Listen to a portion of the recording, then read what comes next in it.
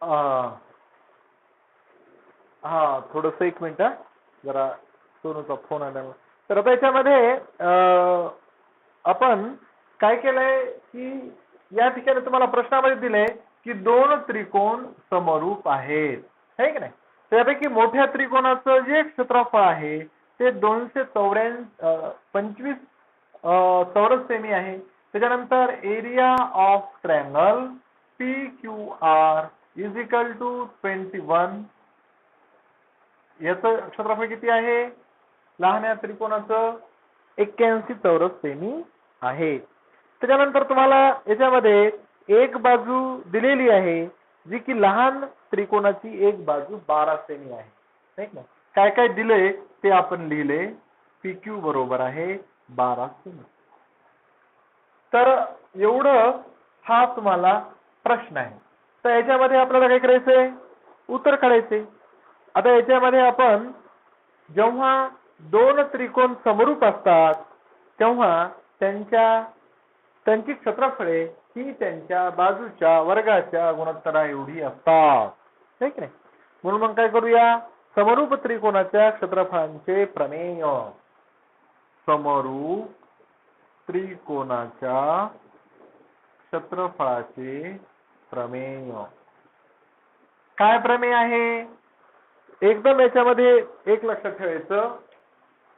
AB भागिले PQ, BC छेदस्थानी QR, AC छेदस्थानी PR. याचा काय करायचं आपल्याला? सगळ्या बाजूंचा वर्ग करायचा. परंतु आपल्याला इथं PQ दिले म्हणून आपल्याला कोणतं घ्यायचंय? पहिलं घ्यायचंय. म्हणून काय लिहिता येईल आपल्याला? Area of triangle ABC divided by area of triangle PQR is equal to side square. Means AB म्हणजेच काय होईल?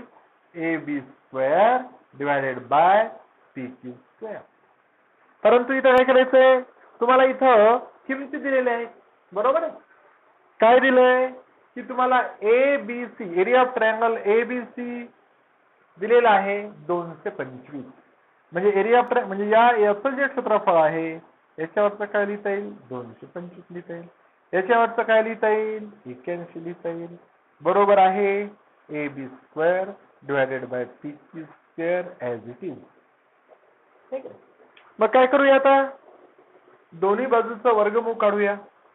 आता ही जी संख्या आहे 225, सांगा 225 कोणत्या संख्येचा वर्ग आहे? कोण सांगाल?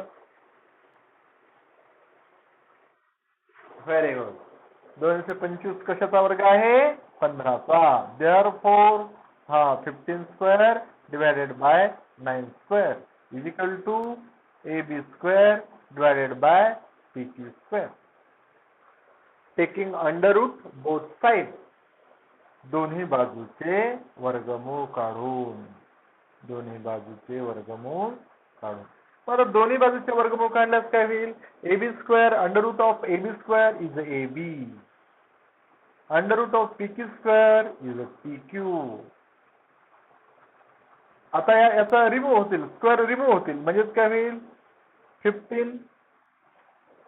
15 डिवायडेड बाय 9. परंतु PQ ची बाजू किती आहे? 12. Therefore AB divided by PQ means 12 is equal to 15 divided by 9. आता इथे काय करू आपण? क्रॉस तिरपा गुणाकार. काय काय रे बेटा?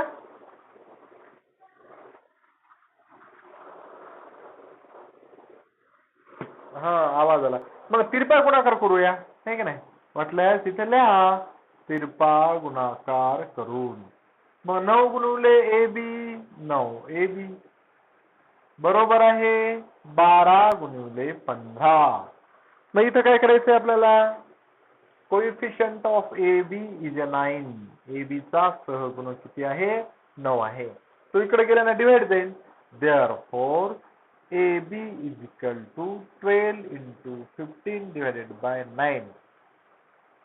आता काय करायचं? उजळणी मधल्या दोन्ही पैकी भागाला 3 ने जातो, है की नाही. तीन त्रिक 9, तीन चोक 12, तीन एक 3, तीन पाची 15. काय राहिलं मग? म्हणून मग ए बी बरोबर आहे 4 गुणिले 5 आणि 4 गुणिले 5 4 पंच 20.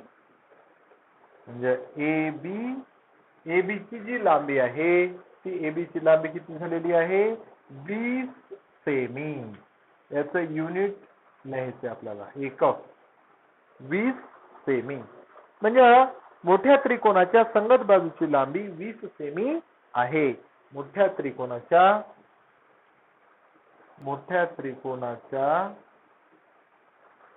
त्रिकोणाच्या संगत बाजूची लांबी मोठ्या त्रिकोणाच्या संगत बाजूची लांबी 12 सेमी आहे.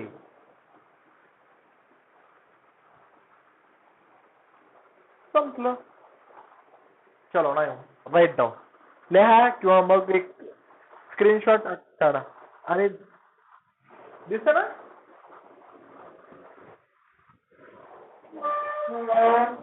आता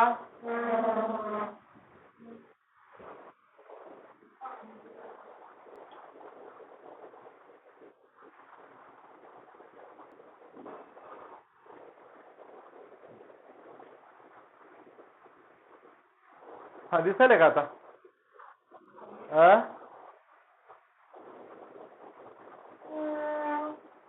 आता हा दिसायला आता दिसायला का?